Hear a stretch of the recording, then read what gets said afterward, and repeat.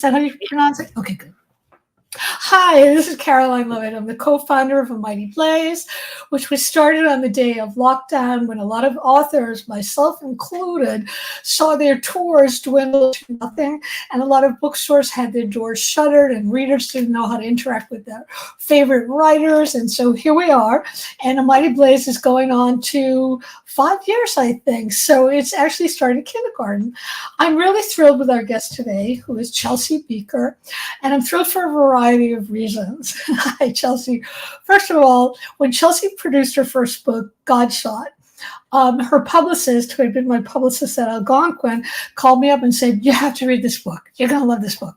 And she sent me the book, and I just absolutely adored it. And I've been following Chelsea's career ever since. This book, I don't have the correct cover. Chelsea does. Okay, great.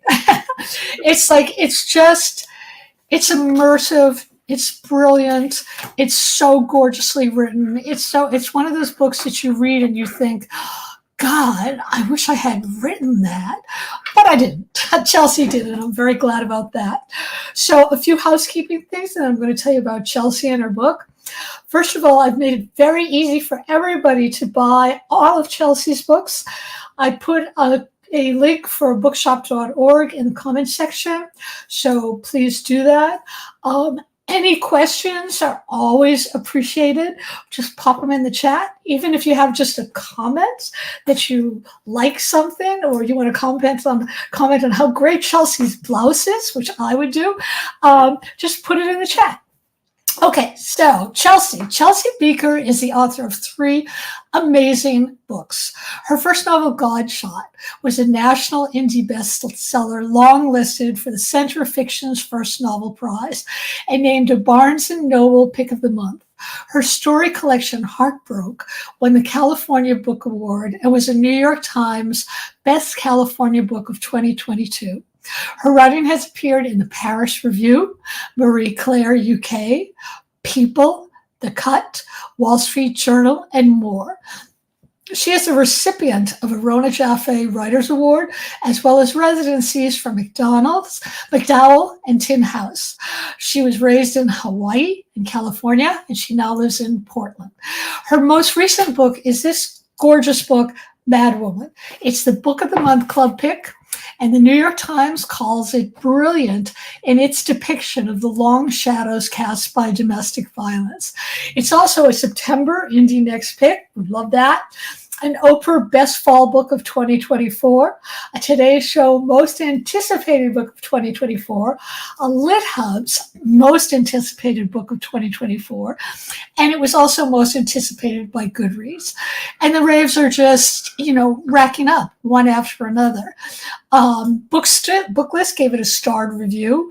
Bieker takes readers on an ultimate hero's journey, one of mystery and intensely complicated characters, dripping with truth for all who have known an abuser.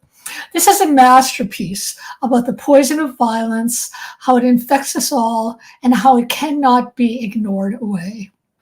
Oprah Daily raves, though this novel has plenty of love, generosity, and humor, what makes it so moving and so brilliant is how it unpacks the legacy of childhood abuse, when even innocent acts by another person can feel like an immediate threat to survival. So here's the basic plot. Chloe is a woman who seems to have it all: the loving husband, 2 great kids, and enough anxiety to power the world. But then a letter comes from her estranged mom, Alma, who's in prison for killing Chloe's father after suffering years of horrifying abuse from him. She needs Chloe's testimony about the night of the murder so that her case might be re-examined and she might be free. But, and here's the moral choice I always talk about, if Clove helps, she'll have to reveal who she was, and she'll have to relive that night. So welcome for being here, Chelsea. As I keep saying, I absolutely loved this brilliant book, and I'm so happy to have you here to talk about it. Oh, thank you so much, Caroline. It's a wonderful pleasure to be on A Mighty Blaze again, and I just love this community, and I love what you all are doing, and listening to your synopsis of the book, I feel like that was so good. You should write books like it. Like, that's what it's about. That's what, yeah. That's a really interesting question and one I hadn't planned, but it's a really true question. A lot of times writers don't realize what their books are really about.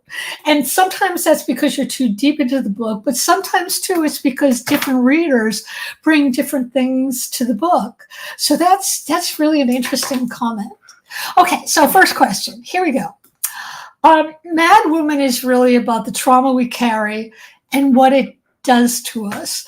There's a whole question of how do you survive trauma? And I was wondering if you could talk about that. And if you could tell us, do you think we ever really do 100% survive it, or does it linger? I think that's definitely a question I had when writing this, and a question I've had as a person in the world. I mean, I think when you're in, maybe like I had a very tumultuous childhood. I saw a lot. There was a lot going on. And as an adult, I really wanted to reinvent my life and myself and stop some of those generational cycles. And I think I thought in my early 20s, maybe the goal could be to truly expunge the trauma from me. Like, I would one day graduate from it.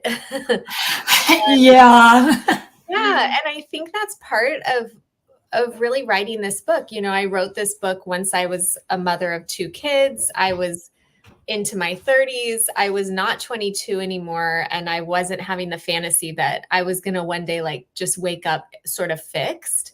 But the question was sort of like, what does it really look like to heal? And healing it's always evolving. It's always changing. Like, the metaphor of the onion peeling back has been very true to me too, because every new age I get, I kind of have to reprocess, or every new life stage, your vantage changes, and maybe certain aspects of the past feel different, or you're finally ready to actually look at them. But yeah, the question of, can it go away? I think it does. It informs our worldview. So we might be able to regulate our nervous systems and move into a place of more peace or daily functioning that doesn't revolve around it. I always think of like acting from the wound or acting with the wound integrated. And I hope most days I'm acting from like that integrated place, versus like a hot trigger place. But it will always be a part of me. It'll also always be a part of my art and the way I see the world and the way I see women in relationships. So I can on like, I never want to be the person that's like, oh, I'm better for it or something. Yeah. But like, I think that there is a way in which those of us who have experienced darkness, we do see the world in a special way, I think. And that way, like, you can always feel when you're reading a book by someone who's really like been to some places. And I'm interested in that work. I want to read work by people who have felt desperate or have felt extremes or have seen things. And I think if we can heal, right, like we can make art from that place. So it's a really interesting question though. But yeah, I kind of am of the mind that we don't totally ever like let go of, like leave it, but it does mark us in different ways, and we can kind of decide how we want to process that. I think so too. I think that it's like holding 2 very different thoughts in your head at the same time. And one thought is, I went through this trauma, and the other thought is, but I'm okay. I'm more okay now, and I can go through my life and I can understand. Do you feel like when you're in the street and when you're talking to people you don't know really well that you recognize each other? Because sometimes I have that feeling, almost like as another person who's lived this. Yeah. Oh, definitely. I mean, I think that there is a way that we find each other, and definitely in books. Like, sometimes the energy of a book, I'm just like, oh yeah, this was written for me by someone that gets it. And in a way, when I write anything, I'm thinking about the person it's for. Like, it's for the person. It's for everyone, but it's really at that heart level for the person who gets it. And when I meet people, yeah, usually you can tell, or, you know, Yeah. yeah, I think part of the book is that the main character, Clove, really wants that deep connection with a friend, and she kind of does find it in the book. She finds this really intense connection, and they bond over the fact, right, that both of them, they can tell that they've been through a lot, and It's, that immediately bonds them. I want to ask without giving, well, I don't think it's giving anything away, but you portray these characters so brilliantly that they were so alive, and I've been worrying about them. Are are Alma and Clove okay now, do you think? Yeah, so I like thinking about the ending of the book, and I'll be careful not to give anything away, but I always want a book to end with the feeling of a door opening rather than closing. Like, Right. so there is the sense in all of my work, I think by the end, I hope that there's a sense of possibility and there's a sense of a new door opening. So I think that they need a lot of therapy. They need help, because, like, it's a Right. complicated relationship, but I think they desire connection with each other, and I do think that there's a sense of possibility in the air by the time the book ends. So Good.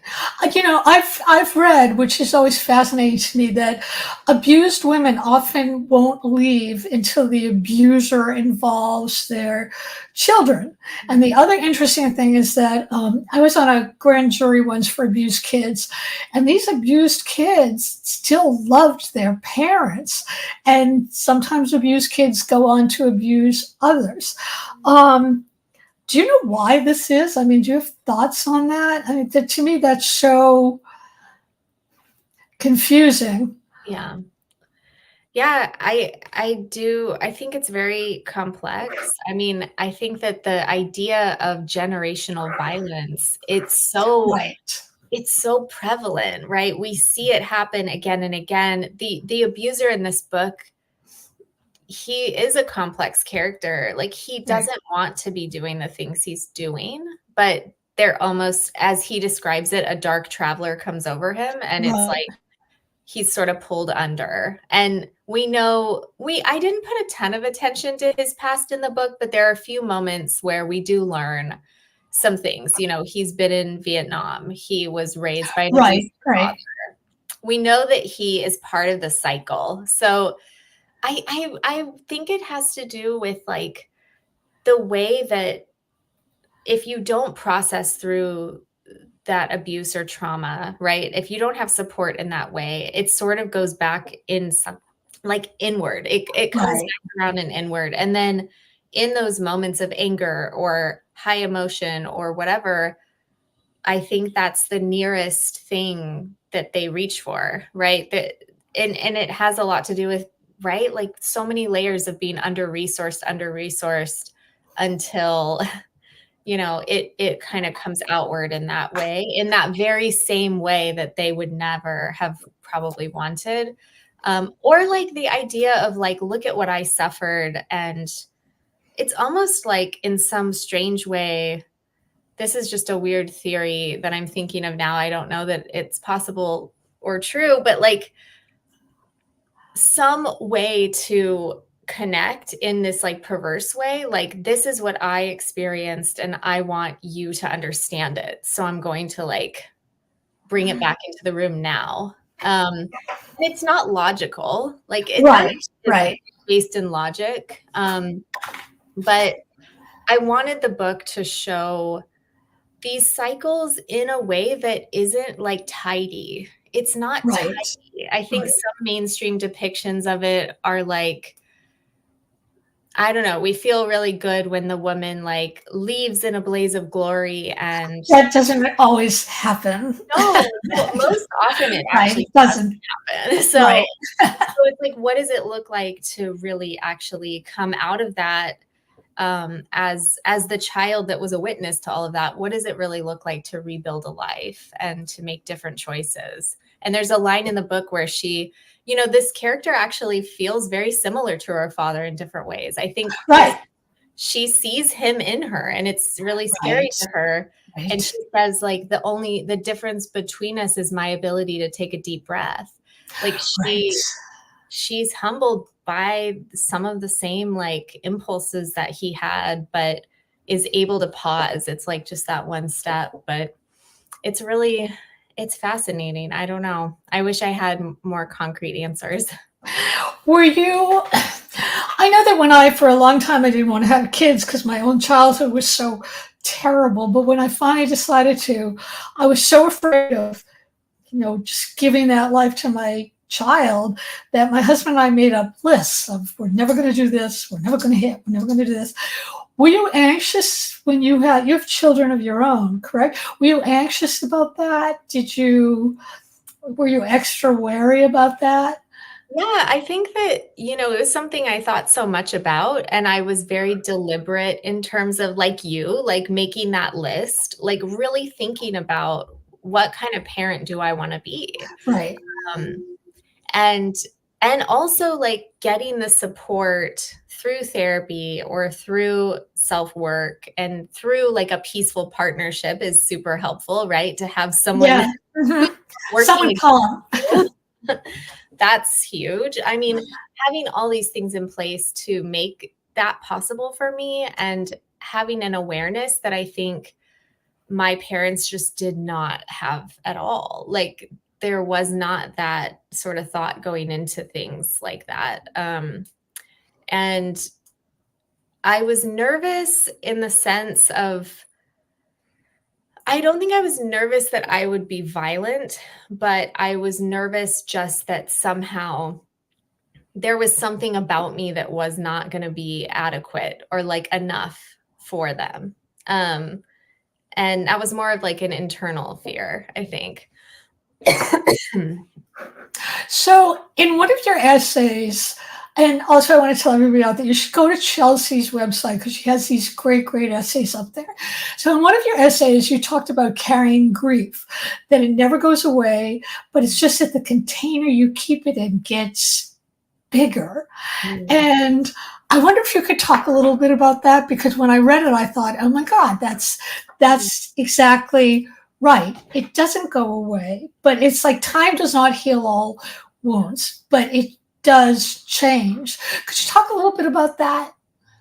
Yeah. So I lost both of my parents in the last 4 years. And so that's kind of the grief I was referring to in that essay. But somebody else told me that image, like it was Oh, it was okay. a photo, and it was a photo of like grief as a ball, and then the container, like the ball never changing, but the container, right, like you said, getting bigger and more space around it so that it wasn't it becomes like less consuming, less acute, but it actually doesn't, it never goes away. Our ability to just hold it becomes different, and Because that resonated deeply with me.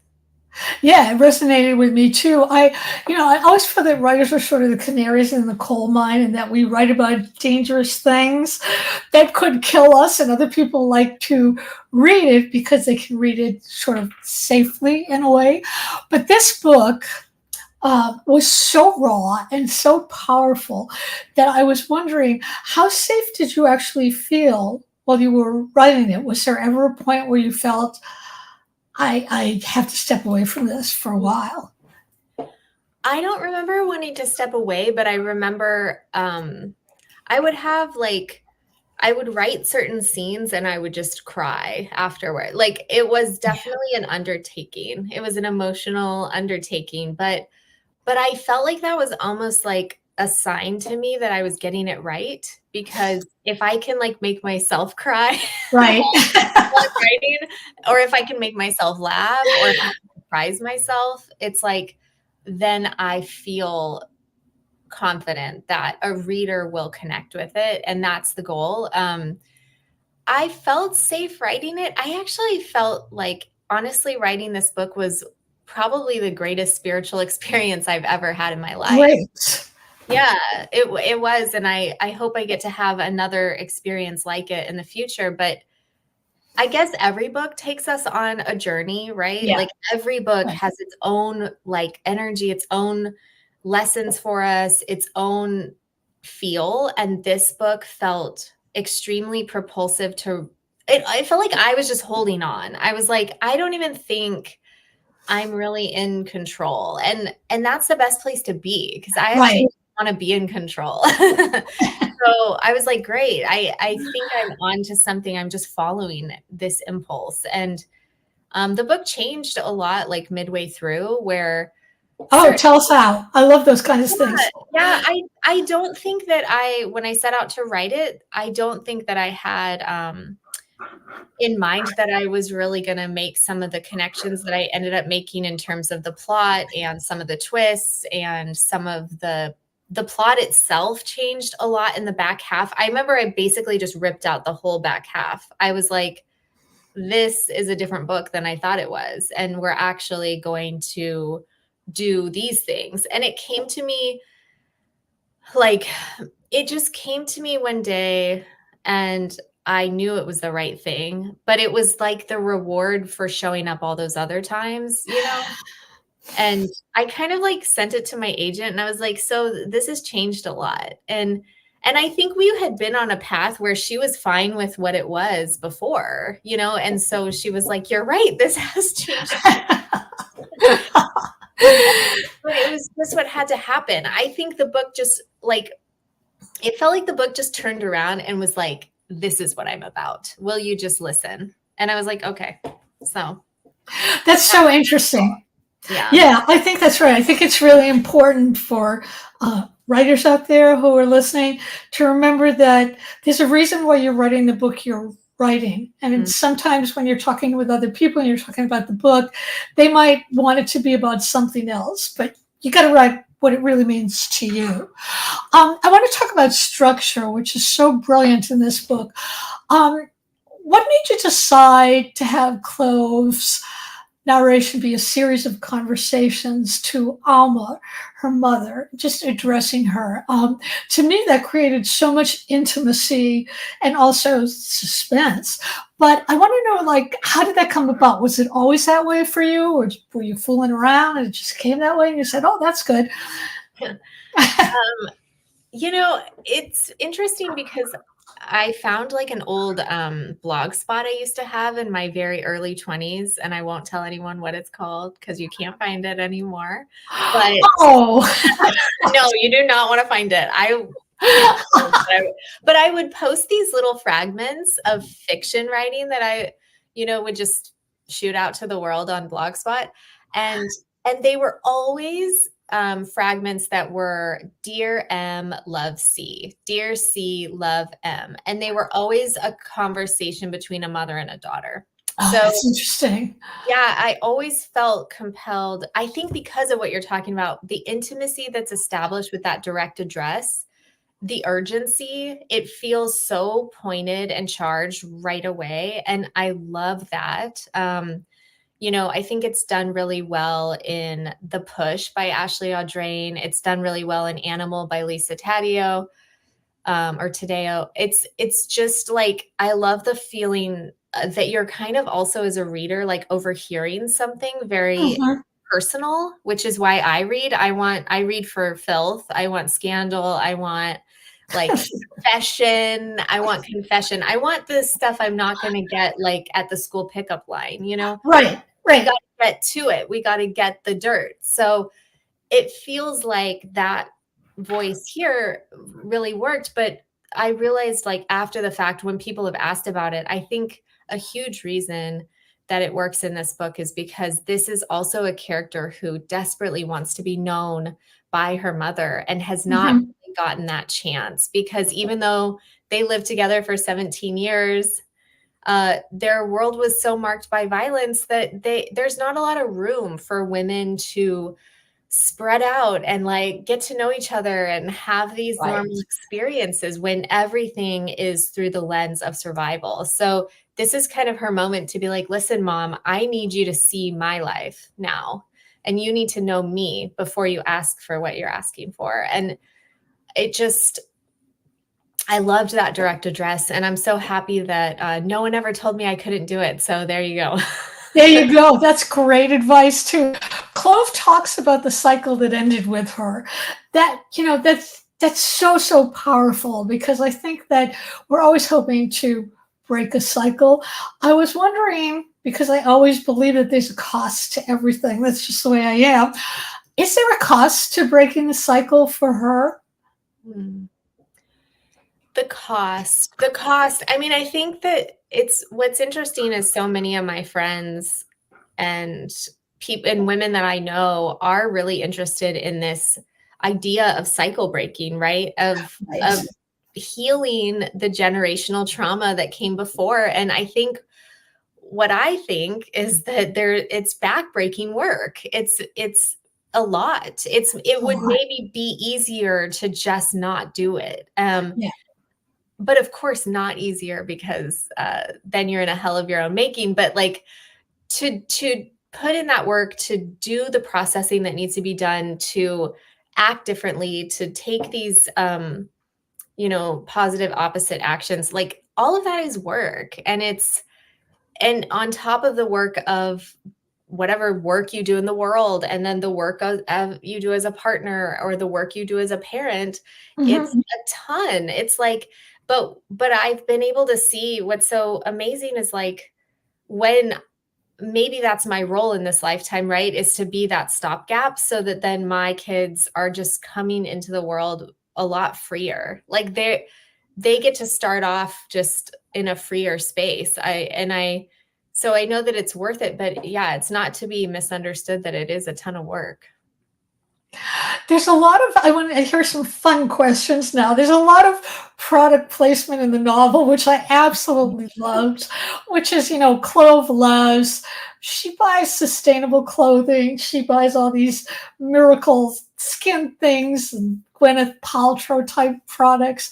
And I read in your essays that you, in your childhood, also loved that kind of stuff and were addicted to this. So I'd love for you to talk about that, what it means, what's the promise of these products, and why is the promise always different than the delivery? Yeah. Yeah, I think that like in my early 20s, I was living in San Francisco. I was really in that moment that I think we all get to, where we realize, okay, I have more agency than I thought. I'm actually an adult in the world. Right. I can be anyone. Like, I remember that feeling of being like, wow, I'm just alone in this city. Who do I want to be? And kind of becoming enraptured by this like natural grocery store. It sounds so silly.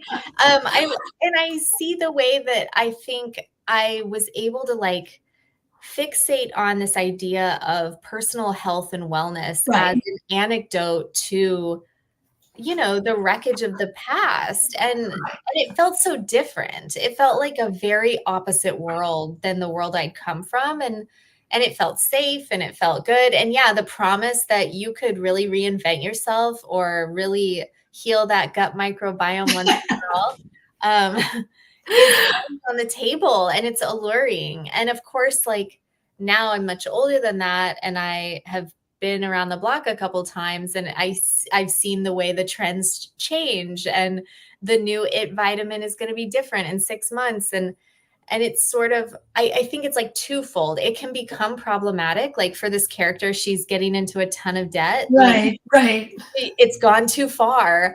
But I think it comes from a place of wanting to establish and maintain like a sense of worth and personhood at the same time. Like, it's almost like someone read the book and they were like, it's like grocery as mother. And I was like, yeah. It is actually. It's a way that she's tending to herself that I think on one level is empowered, and then on the other level there's always a dark side to everything. But those parts of the book were a lot of fun to write, and I felt like finally there was a use for all of my years of like trying to find the best probiotic, I still do that. But I Yeah. I've stopped like buying so much. This is the funniest thing I read about you. Tell us about being a gymnast. Oh, yeah. Yeah, so Because to me, mhm. it's about control, and yet you're flying. You're a gymnast. Tell us that story. Yeah, I was so attracted to gymnastics as a child, and it was something that my mom was just she was like a hard no. She was like, "That's a terrifying sport. You're gonna break your neck. Please do not." And as soon as I was living with my grandmother, she signed me up for classes. So I started, and I think that actually, like, I think it was such a good thing for me as a child because it really fed my personality of intensity. Like, I love to just focus intensely on one thing. Like, now it's books. But back then it was like I could really go into the world of gymnastics and obsess about it. And it's kind of like this sport that's based on some aspiration of perfection, which can never be achieved. So it's incredibly punishing and like it's not, I don't know. I love the sport. I see why I was attracted to it at the same time. But I competed for many years and I was very Wow. I really thought like that was it for me. I was like, I'm gonna do it in college and I saw it as like a way into higher education because prior to that, I never imagined myself going to college at all. But like there was this idea of doing gymnastics in college.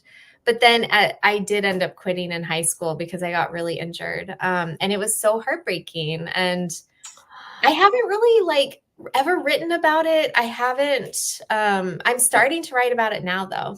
I am. It's fascinating. Can you do a cartwheel? Can you I still do a cartwheel?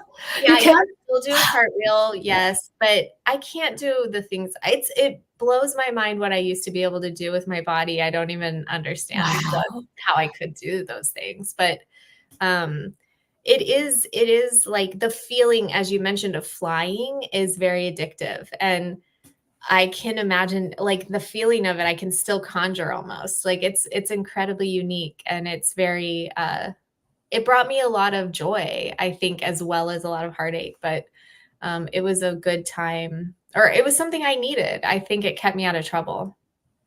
That's great. That's absolutely great. You have pictures of yourself doing that? I have some, but not many. Oh, I wish I had more. oh, It was, like, predating iPhones, oh, predating right, right. nobody was doing that. Like, Nobody was taking I have, pictures. like there's a whole, like, segment of my life I don't have, like, any pictures of myself. I don't I even know, right? know how that Yeah. happened today. It's so weird. It is weird. I have another writerly question for you, which is what kind of writer are you? Do you outline? Do you just move along and see what you're doing? Do you do 2 revisions or 20 revisions? Do you read your books out loud to yourself? Do you show your writing to other people? How do you do what you do? Yeah.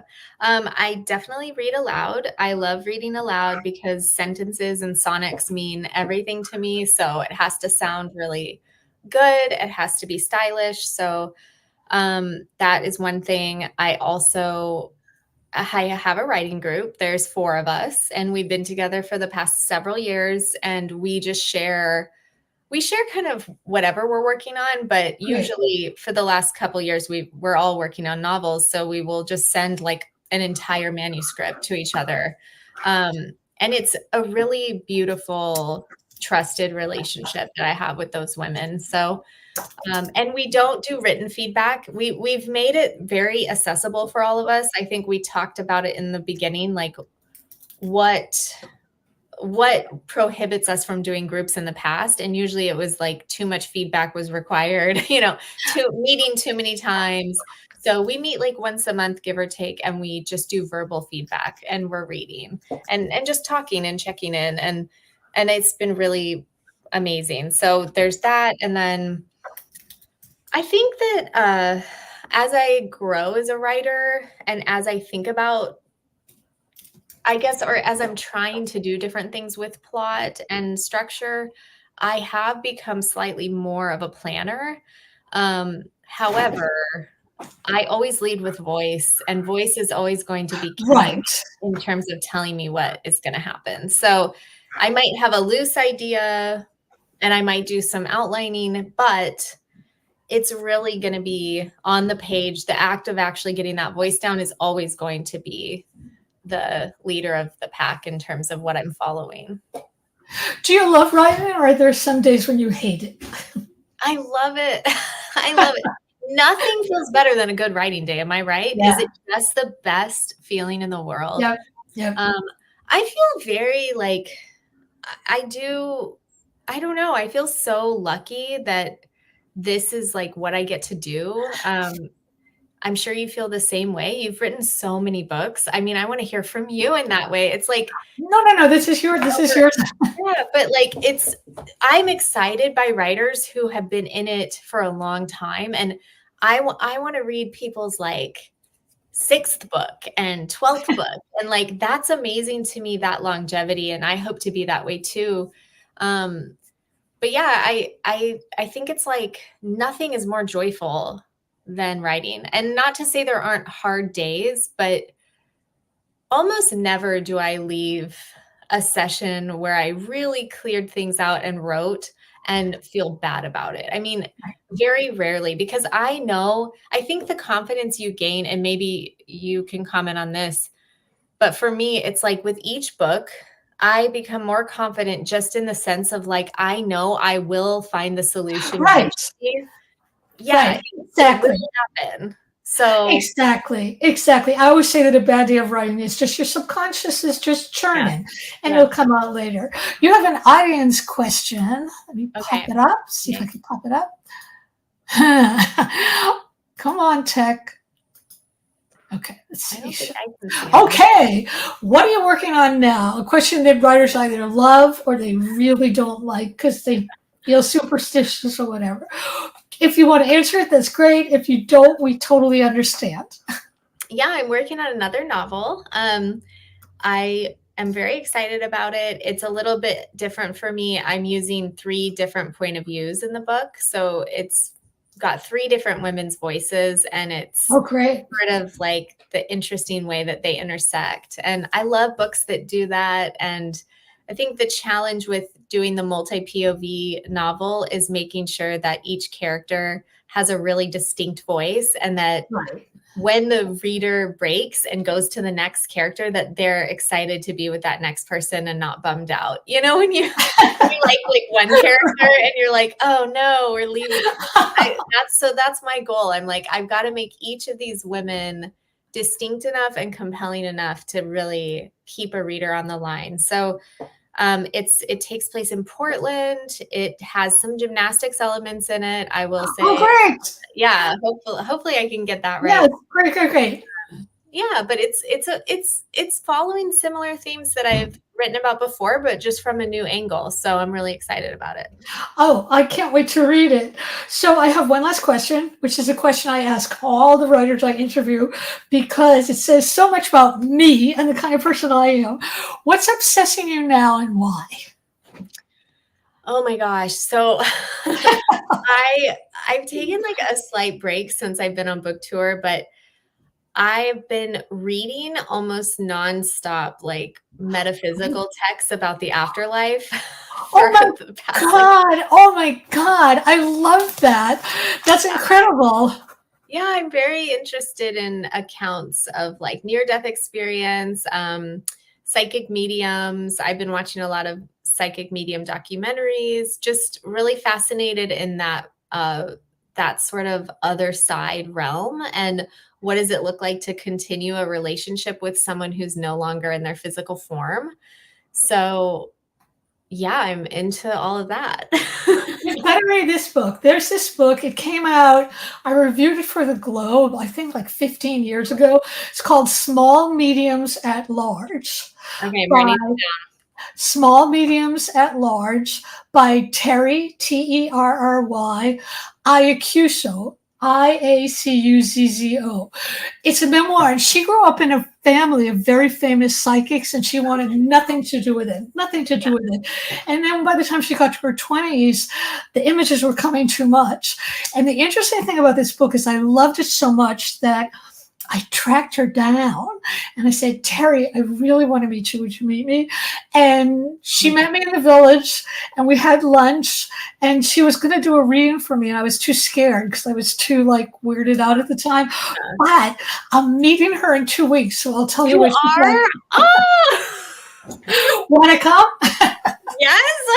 I would love to hear about it. But and the thing about her book that I loved is that she's a really smart woman, very highly educated, grew up in New York, went to great schools, and her thing was always, it's got to be another reason for this, why I'm getting these images. It's not, she's very non-woohoo, and that's what makes her so brilliant and so genius. Okay, so we need to stop. So I want to tell everybody again, thank you so much for being here and for the question. And also, do not forget, this book is one of my favorite books ever. It's so, so good. You should buy it. You should buy copies for your friends. You should buy all of Chelsea's books. They're wonderful. Thank you all for coming here. Thank you so much, Chelsea. You're going to stay here, and everybody else is going to go away, and I'll see you next time. And I think next time is Elizabeth Strout. So that will be cool. And everything's cool. And we'll see you all later, except for you, Chelsea. Amazing. Bye. Caroline.